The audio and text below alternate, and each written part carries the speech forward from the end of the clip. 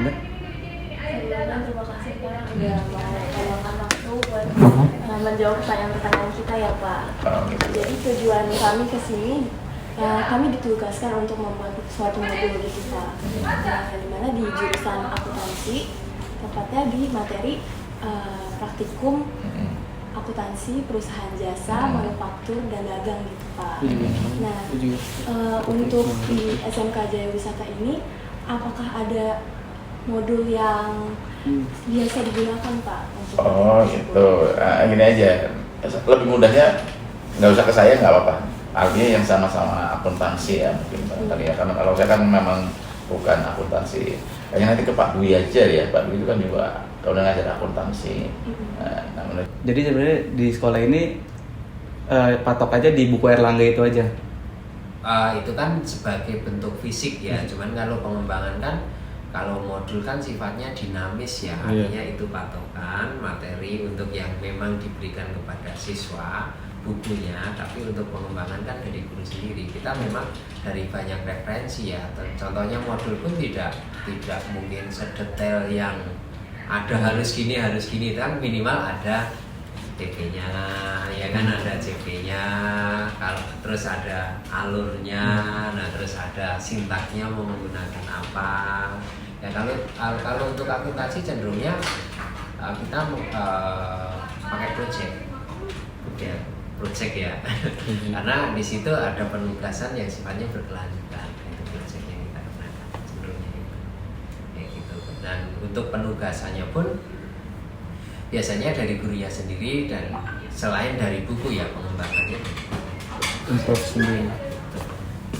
Kalau misalnya untuk capaian pembelajaran itu pasti kan ada patokannya gitu ya Pak. Nah, kita boleh minta nggak Pak? Itu download aja dari dinas. Gitu. Iya, itu patokan kita dari dinas. Iya, satu kesatuan sama. Contohnya gini, untuk dasar kejuruan kelas 10 itu kan pasti ada yang etika profesi, dasar-dasar ya Mas. Kalau kaitannya dengan kejuruan sendiri, kalau itu kan umum ya. Kalau kaitannya dengan pembelajaran akuntansi, ya contohnya kalau kelas 10 itu kan sekarang sudah zamannya teknologi. Kita ambil spreadsheet itu di kelas 10, Excel. Nah, karena sebagai dasar untuk kelas 11, kelas 12 itu sekarang kan Excel kan harus ya. Kalau dulu kan pelajarannya khusus Microsoft Excel, kalau kami enggak. Jadi Excel itu di dasar. Untuk pembelajaran kejuruannya itu kita sudah menggunakan basicnya lab komputer. Jadi misalnya mohon maaf, kelas 11 itu contohnya sudah praktikum jasa dagang dan industri, walaupun di split. Kelas 10 itu kan kelas 11 itu kan baru jasa dan dagang, kelas 12 nya industri. Nah itu kita sudah basicnya sistem dan aplikasi, walaupun selain misalnya kelas 11-10 itu menggunakan aplikasi Accurate, tapi kita sudah menggunakan juga manualnya, kita aplikasi buat sendiri dengan spreadsheet yaitu di Excel seperti itu. Jadi sekarang sudah nggak nulis manual walaupun judulnya praktikum jasa dagang dan industri seperti itu. Itu termasuk contohnya kalau materi kartu hutang, piutang, kartu aktiva, semua kita sudah menggunakan tidak manual. Makanya di lab ini, di lab akuntansi itu setiap kejuruan pasti ke lab dan outputnya bukan tulisan tangan, hasil cetakan printer. Itu kita seperti itu. Dari untuk materi praktikum perusahaan manufaktur, jasa, dan dagang itu ada di kelas 11 ini, ada patokan tertentu harus belajar di manufaktur saja kah atau semuanya kita semuanya SMK Jaya Wisata ini pelajari gitu? Secara kurikulum tuntutannya semuanya memang, tapi balik lagi modul itu kan diserahkan ke internal sekolah ya. Karena balik lagi pada saat kita sebelum pembelajaran kan pasti ada namanya rencana, timing, kapan,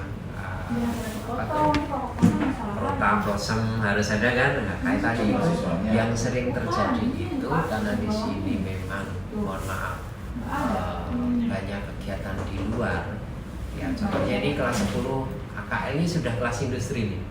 sudah ditarik Mitsubishi. Nah, itu kan pra PKL ya. Kalau PKL kan kami di kelas 12, tapi di kelas 10 pun kalau ada kesempatan memang contohnya magang dan kelas industri kita lempar.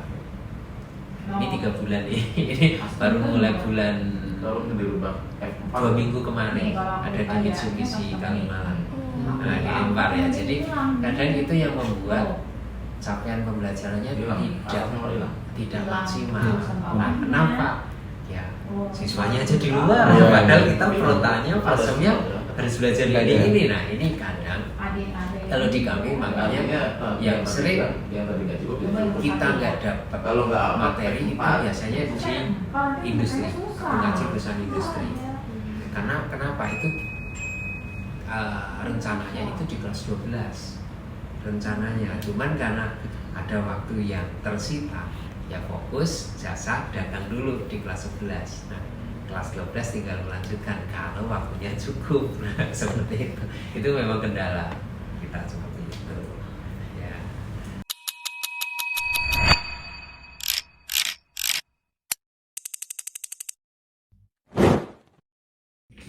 Assalamualaikum warahmatullahi wabarakatuh. Selamat pagi dan salam sejahtera bagi kita semua. Yang terhormat Ibu Ati Sumiati, SPD MM, dan Ibu Sri Widi Lestari, SPD MPD, selaku dosen pengampu. Perkenalkan kami dari kelompok 4 Program Studi Pendidikan Akuntansi yang beranggotakan dengan saya sendiri Adinda Putri Nariswari dengan NIM 17156255018 dan rekan Saya Syaril Ismawan dengan NIM 17156255046. Saya Dimas Satria Utomo dengan NIM 17156255058. Saya Deka Putra Pratama dengan NIM 17156251114. Pada kesempatan kali ini, saya akan menjelaskan identitas modul yang kami observasi di SMK Jaya Wisata 2 Jakarta. Modul ajar ini disusun berdasarkan kurikulum merdeka dengan alokasi waktu sebanyak 18 pertemuan atau 18 dikali 3 jam pelajaran. Modul ini digunakan pada mata pelajaran Praktikum Akuntansi Perusahaan Jasa Dagang dan Manufaktur untuk peserta didik kelas 11 SMK pada fase F tahun pelajaran 2026 sampai dengan 2027. Sebelum mempelajari materi dalam modul ini, peserta didik diharapkan pada kompetensi awal telah memiliki pemahaman mengenai konsep dasar akuntansi serta unsur-unsur akuntansi yang meliputi aset, liabilitas, ekuitas, pendapatan, dan beban. Kompetensi awal tersebut menjadi dasar bagi peserta didik untuk memahami materi yang akan dipelajari pada tahap berikutnya.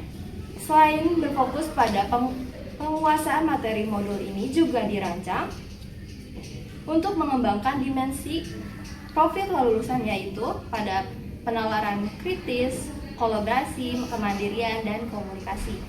Melalui dimensi tersebut, peserta didik diharapkan tidak hanya mampu memahami konsep akuntansi, tetapi juga mampu berpikir kritis, bekerja sama dengan baik, belajar secara mandiri, serta mengomunikasikan hasil pekerjaannya secara efektif.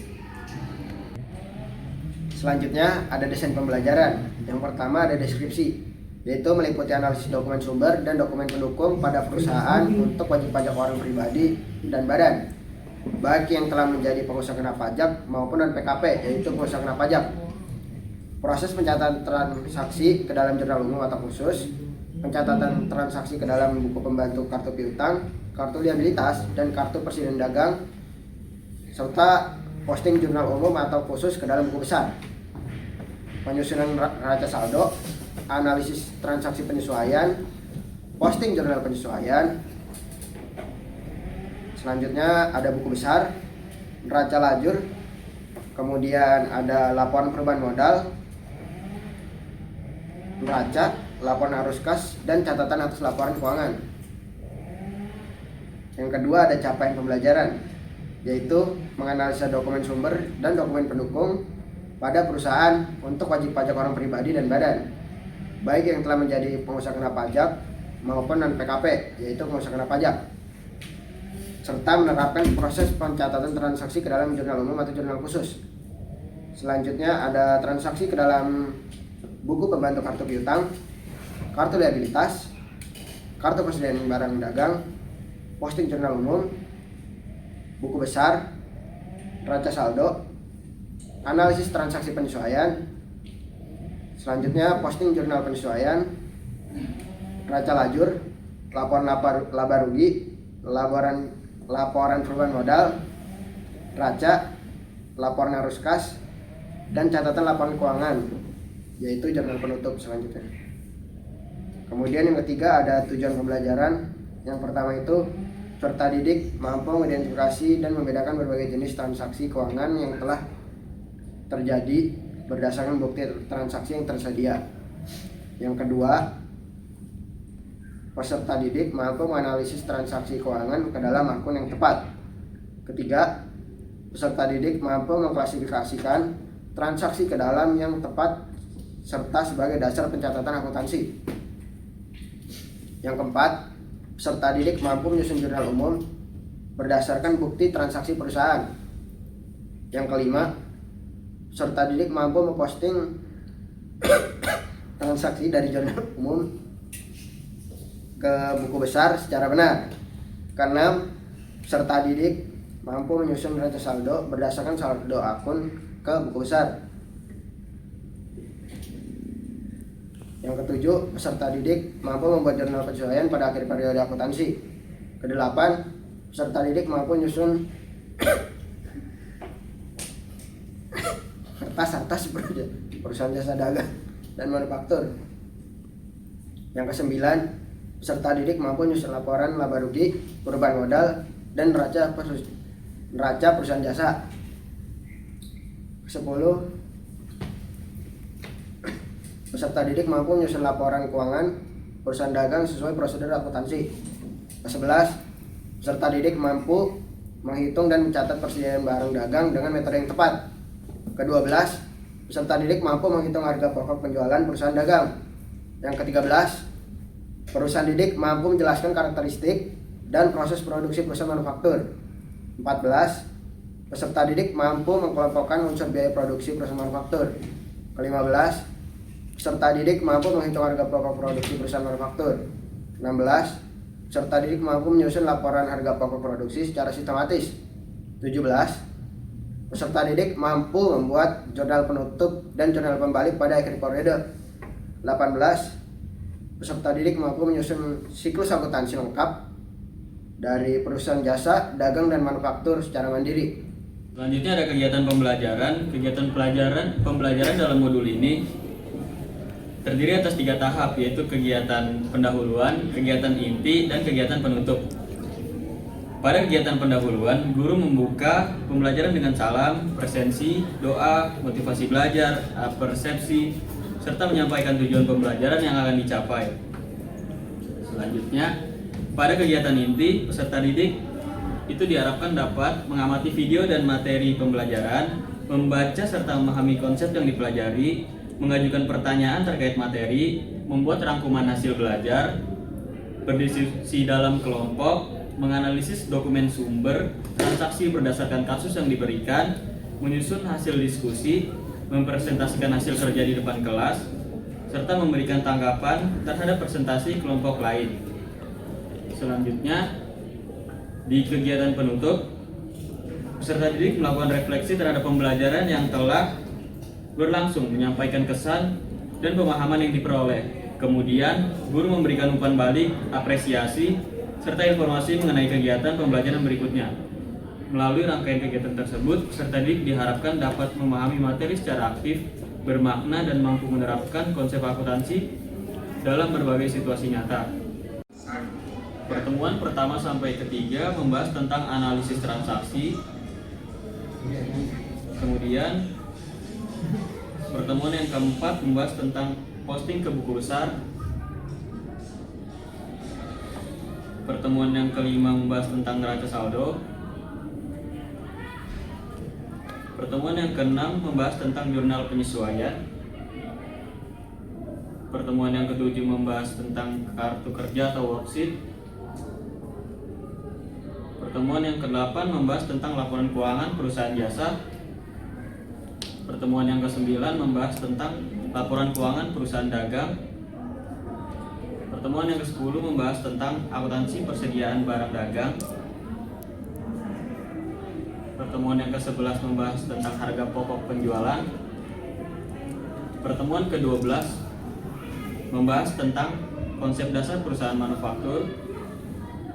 Pertemuan yang ke-13 membahas tentang konsep akuntansi biaya beban buku, tenaga kerja, dan overhead. Pertemuan ke-14 membahas tentang perhitungan harga pokok produksi.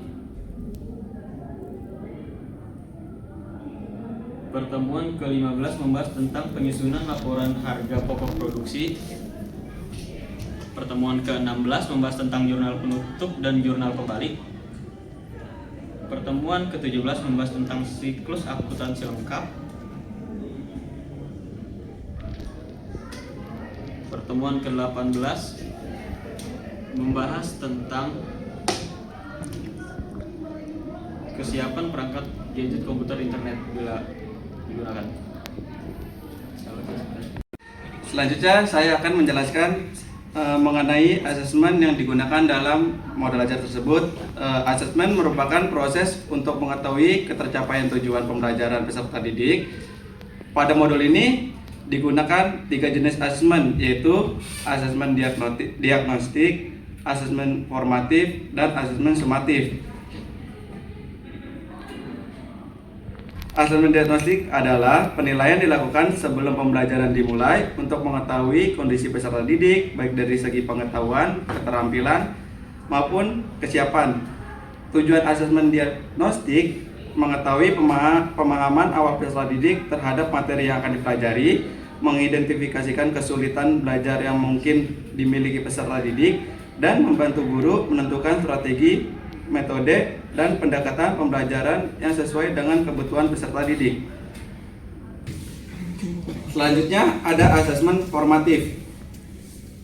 Asesmen formatif dilaksanakan selama proses pembelajaran berlangsung melalui observasi, diskusi kelompok, tanya jawab, presentasi, serta penugasan.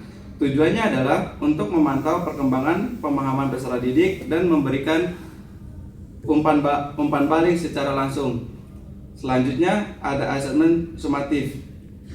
Asesmen sumatif berupa instrumen tes pada akhir proses pembelajaran. Selanjutnya ada remedial dan pengayaan. Remedial diberikan kepada peserta didik yang belum mencapai indikator atau tujuan pembelajaran. Bentuk kegiatan remedial dapat berupa pembelajaran ulang, bimbingan khusus, latihan tambahan, maupun penugasan yang disesuaikan dengan kebutuhan peserta didik. Selanjutnya ada pengayaan. Pengayaan diberikan kepada peserta didik yang telah mencapai tujuan pembelajaran lebih cepat. Kegiatan pengayaan dapat berupa analisis khusus yang lebih kompleks, pencarian informasi tambahan, maupun menyelesaikan soal dengan tingkat kesulitan yang lebih tinggi. Melalui remedial dan pengayaan, proses pembelajaran menjadi lebih inklusif karena dapat mengakomodasi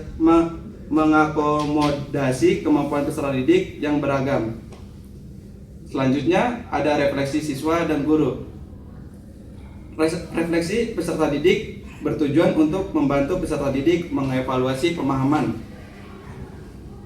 pengalaman belajar, serta kesulitan yang mereka hadapi selama proses pembelajaran. Contoh pertanyaan refleksi peserta didik yaitu, apakah Anda memahami alur perhitungan pajak terutang? Yang kedua, dari semua materi yang telah kita pelajari, bagaimana yang tidak Anda paham?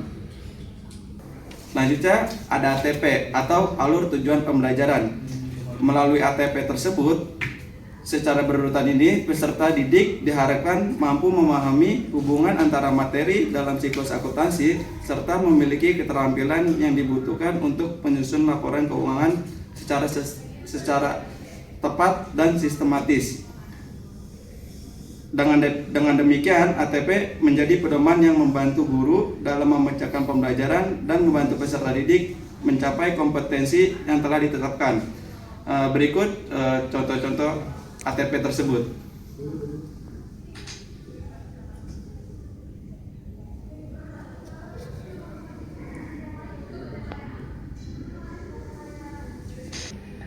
Selanjutnya, saya akan menjelaskan mengenai LKPD yang terdapat dalam modul ajar tersebut. LKPD atau Lembar Kerja Peserta Didik merupakan perangkat pembelajaran yang digunakan untuk peserta didik memahami secara lebih aktif dan terarah. Tujuan pembuatan LKPD tersebut yang pertama adalah melatih kemampuan peserta didik dalam menganalisis dokumen transaksi. Yang kedua, mengembangkan kemampuan berpikir kritis dan pemecahan masalah. Yang ketiga, membantu peserta didik menerapkan konsep akuntansi dalam situs nyata. Dan yang terakhir, meningkatkan kerjasama dan komunikasi melalui kegiatan diskusi kelompok.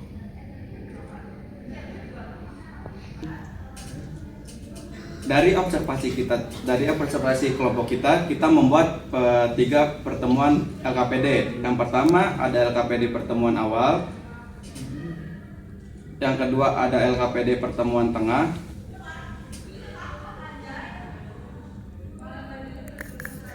Dan yang terakhir ada LKPD pertemuan terakhir.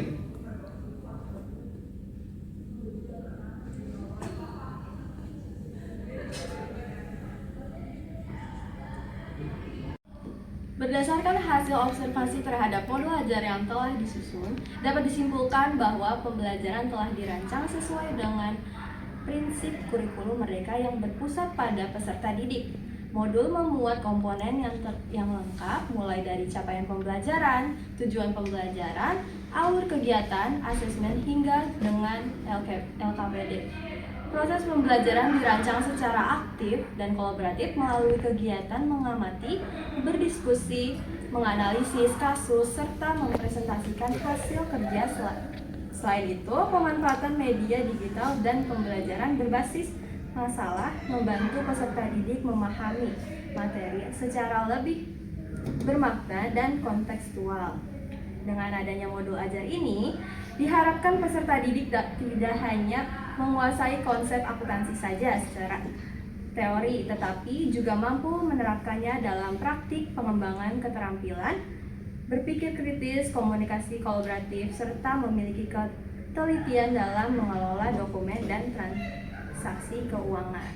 Sekian presentasi dari kelompok 4, kurang lebihnya mohon maaf. Terima kasih. Wassalamualaikum warahmatullahi wabarakatuh.